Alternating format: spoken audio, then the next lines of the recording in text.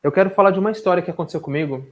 Eu estava em Sintra, pessoal de Portugal, aqui, porque eu entendo que foi ali que começou essa percepção da aula de hoje, essa nossa relação totalmente desequilibrada com a natureza, e a gente não percebe isso, porque a gente aprendeu ao longo da nossa vida uma cultura antropocentrista, onde o humano é o centro de tudo e ele se acha no direito de explorar os outros animais ou a natureza. E a gente nem para perceber isso.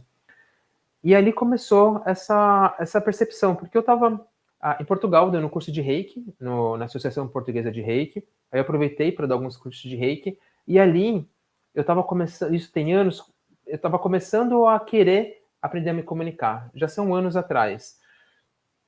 Tinha acabado de ler um livro, estava vendo um curso para aprender a me comunicar, que depois de anos praticando eu desenvolvo a minha própria técnica de se comunicar e ensinar, tem alunas aqui. E aí eu tava lá e falei, poxa, eu vou para Sintra. Fiquei sabendo que Sintra é um lugar mágico, é um lugar muito especial. É uma vila pequenininha em Portugal. E fui para lá, me hospedei em Sintra, passei 2, 3 dias e fui caminhar. E aí tem um palácio, né, de Sintra, com um castelo próximo.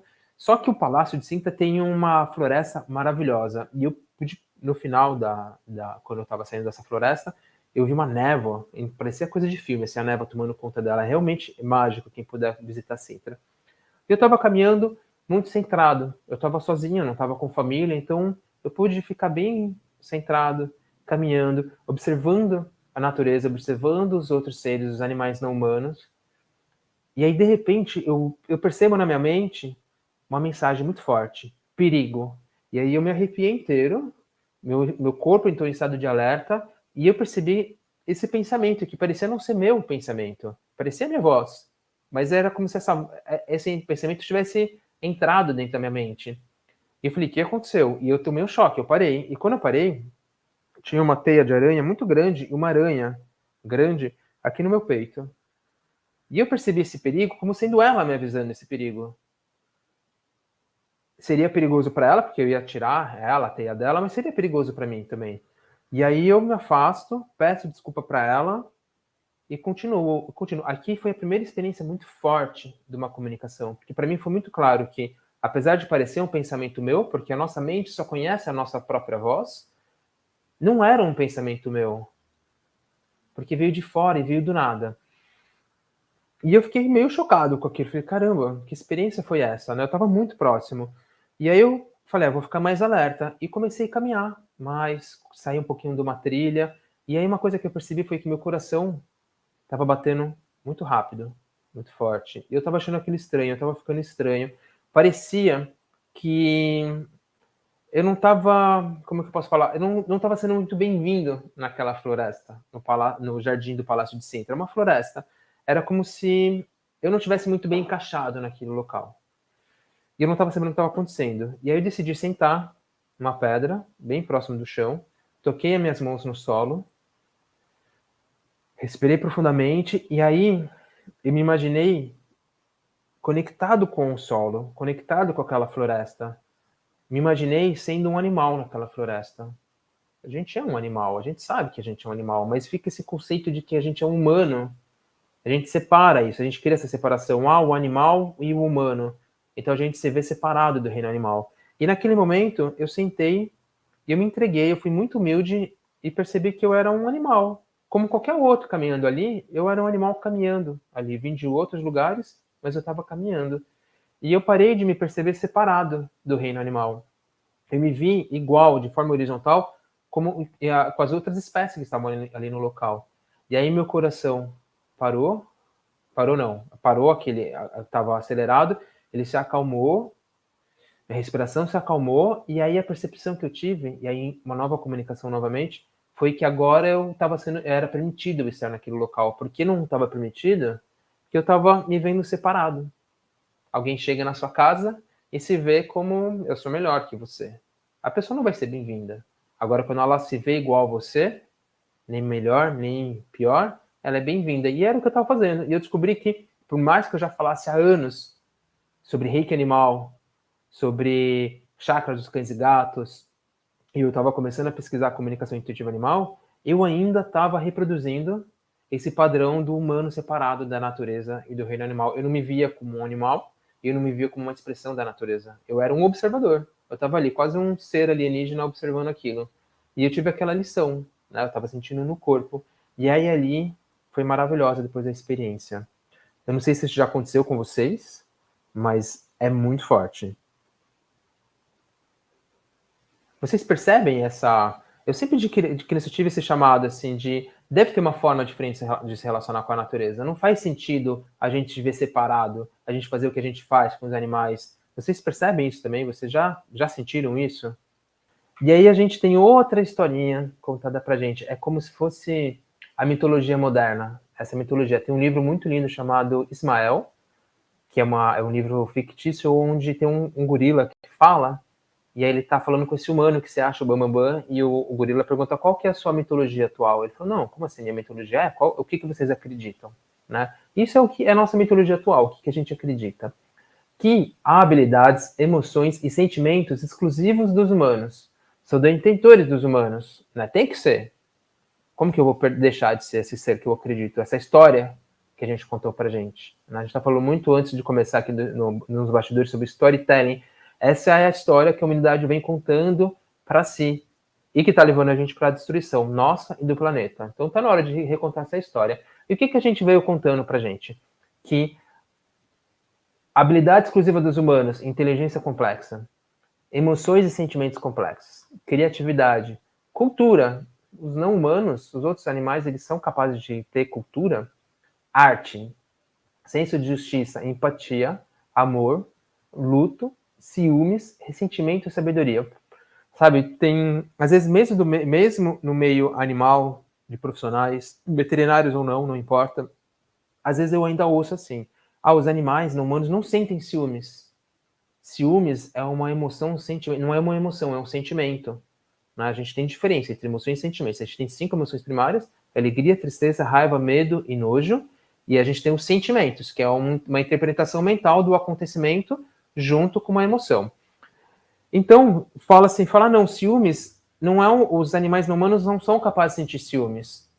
Isso é um antropomorfismo. Eu estou transferindo uma capacidade de sentimento meu para o outro.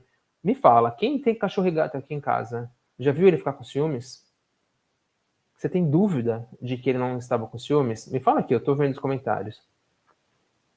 Eu tinha uma gata, Lauren, e eu resgatei ela, né? Eu adotei ela no segundo ano de faculdade, no terceiro ano de faculdade de medicina veterinária, isso foi em 2000.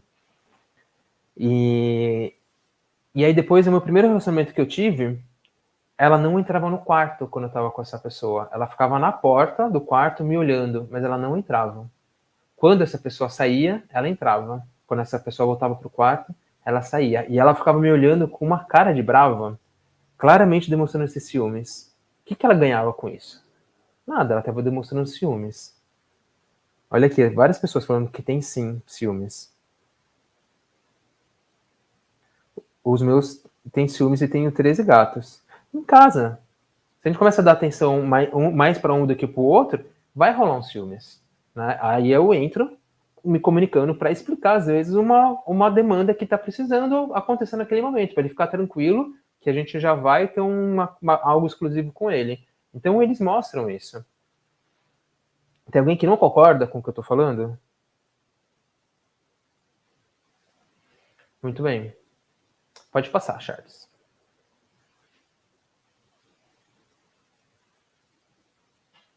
Peixes. A escala lá, tirando o molusco, tirando o polvo, né? Então Aristóteles colocou o peixe ali embaixo, né? O peixe não é inteligente. E aí tem uma coisa que eu falei que eu ia falar no comecinho com vocês, eu esqueci. E aí eu lembrei agora por causa do peixe. Porque veio uma expressão na cabeça. Quando a gente não lembra de algo, o que a gente falava muito mesmo relacionado a peixe? Memória de peixe. O que significa memória de peixe? Que é a memória curta, porque peixe, pô, um ser assim, não tem inteligência, não tem consciência, não sente dor, ele não tem memória, né? E aí, sabe o que descobriram? Algumas espécies de peixe, elas observam o conflito de território e elas percebem quem perdeu esse conflito. E aí, quando eles precisam entrar num conflito de território, Com quem que eles vão entrar no conflito? Com quem ganhou anteriormente ou com quem perdeu? Com quem perdeu. Porque é muito mais fácil ganhar de quem perdeu do que de quem ganhou. Então eles têm uma memória de longo prazo. Outros conseguem evitar o anzol. Ou porque eles se deram mal, em algum momento conseguiram escapar, ou porque eles viram os outros sendo capturados pelo anzol. Então eles começam a passar a evitar esse anzol. Isso é uma memória. E aí a questão de peixes não sentem dor, então tudo bem a gente comer eles. Pesquisas mostram, várias pesquisas mostram que a região da boca deles tem tantas terminações nervosas e sensibilidade como os órgãos genitais do homem e da mulher. Então imagina a dor. E eles sentem dor e eles são aversos, eles têm aversão à dor, eles fogem da dor. E se a gente usar algum fármaco, alguma droga que traz uma analgesia, um alívio para a dor, como a gente usa na gente, vai ter alívio na dor. Então, peixes sentem dor, sim, e têm memórias e são inteligentes. Rosângela perguntou se eu sou vegano. Sim. Olha aqui a Cacá falando. Eu tive um peixinho beta que não gostava de visitas. Quando chegava alguém, ele se escondia nas pedrinhas. É isso. Então a gente está falando de peixes com memória, com inteligência.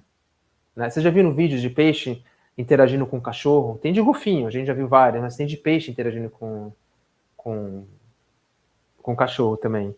Pode passar, Charles. Aí a gente fala de empatia. A empatia, então, quem acha que empatia é um... Espera só um pouquinho, Charles. Quem acha que empatia é um sentimento só dos humanos? O que é empatia? A empatia é a capacidade de se colocar no local do outro, projetar o que será que ele está sentindo, e se você imaginar, perceber que ele está sentindo algum desconforto, uma dificuldade, tristeza, o que for, eu vou lá e vou consolar ele, vou ajudar ele. Quem acha que isso é exclusivo dos humanos? Provavelmente nunca teve um cachorro ou gato em casa, quem acha? Porque os meus, quando eu não tô bem, eles vêm me ajudar, eles vêm me procurar.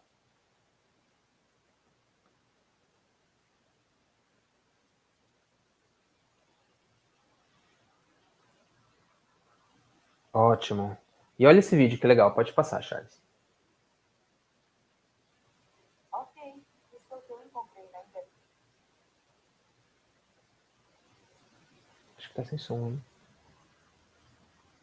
Aqui está o que encontrei na internet.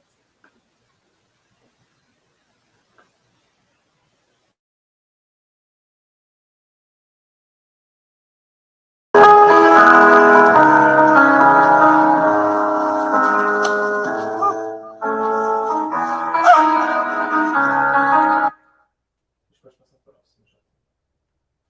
Tem som no próximo. You can count on me like 1, 2, 3, I'll be there. And I know when I need it, I can count like 4, 3, 2.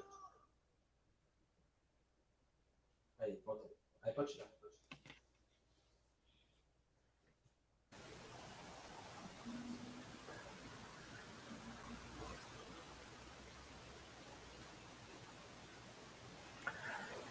Vocês viram o vídeo? O que aconteceu, Aline?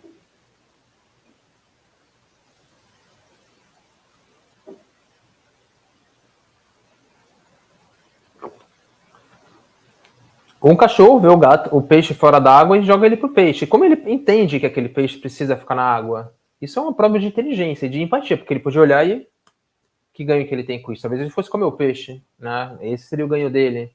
Mas não, ele percebe e devolve para a água. O gato estava olhando lá o peixe, o cachorro vem e coloca ele para a água. Isso é uma capacidade de entender que o outro tem dificuldade, que ali não é o normal dele, e ele coloca e devolve ele para a água. Depois mostrou, vocês perceberam o que o touro fez?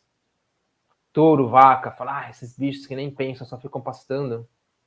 A gente usa isso, fala, seu ruminante, seu burro, né? Você é sujo como um porco. A gente usa isso, né? A gente repete isso, a gente continua criando essa separação. Sempre que vocês falarem uma frase que se utiliza de forma pejorativa algum animal, a gente pode mudar isso. Você é sujo, você está sujo. Pronto. você não tem inteligência, pronto, né? E aí, o que esse touro fez? Ele desvirou um cágado. Vocês perceberam? Um jabuti, na verdade, né? Ele desvirou um jabuti, que tava perna pra cima. O que ele ia ganhar com isso também? Ele desvirou ele. Depois mostra um cachorro salvando o outro, que pode ser o seu filhote ou não. Mas tem vários vídeos de animais, de cachorros, que quando percebe que o seu humano vai ter um ataque epilético, ou um outro cachorro, eles vão socorrer. Tem vários. Eles percebem antes até. Eu vou falar isso um pouco mais amanhã. O meu cachorro, o Encantado, um dia antes do meu pai fazer a passagem, ele já estava em coma, ele veio me avisar antes. Ele ficou totalmente alterado comigo, totalmente diferente, querendo ficar comigo o tempo todo. E eu percebi, falei, ele quer avisar algo, né? E aí na madrugada meu pai faz a passagem. Então eles são capazes disso. A Rose falou, os jabutis se desviram. Sim, mas talvez o touro não soubesse. Roseli, o touro foi lá e ajudou ele a desvirar. Tipo, eu consigo me virar aqui, mas de repente alguém vem e dá uma ajuda. Melhor ainda, né?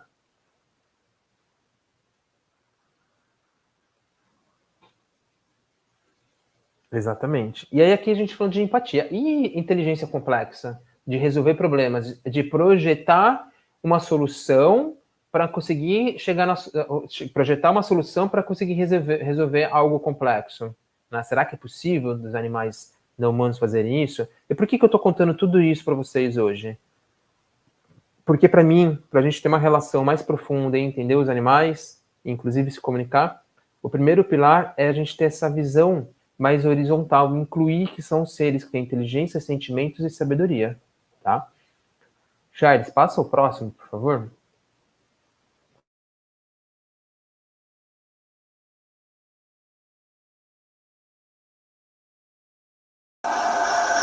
Oh, that's right. You're a good Alex can answer different questions about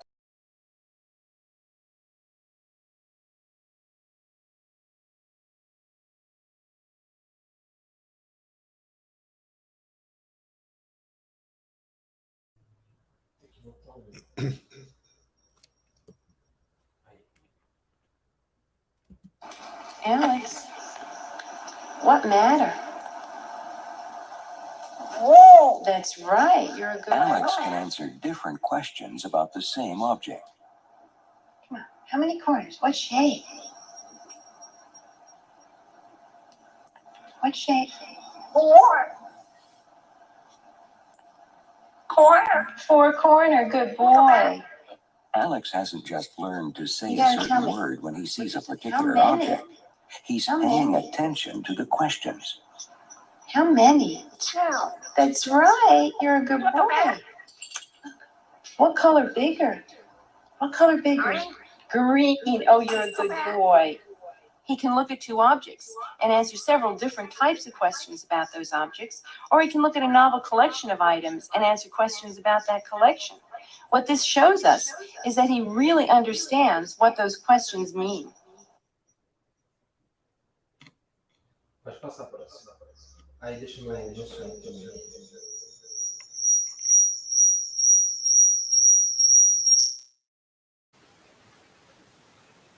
O Alex foi esse papagaio cinzento, né? E essa moça com ele, a Irene, que era pesquisadora, e toda noite ele falava para ela, passe bem, até amanhã, eu te amo. Até a última noite, antes dele fazer a passagem, com 36 anos, se eu não me engano, que foi súbito, né? Foi metade do tempo que um papagaio desse vive. E aqui a gente está comprovando, né, essa inteligência das aves. Os pesquisadores começam a inclusive, chamar as aves de os primatas do céu, do ar, né, do céu, de tão inteligente que está se descobrindo que as aves são. E o que a gente faz muitas vezes com as aves? Aprisiona, põe numa gaiola, né, para ouvir aquele choro que a gente acha que é um choro de felicidade, e não é.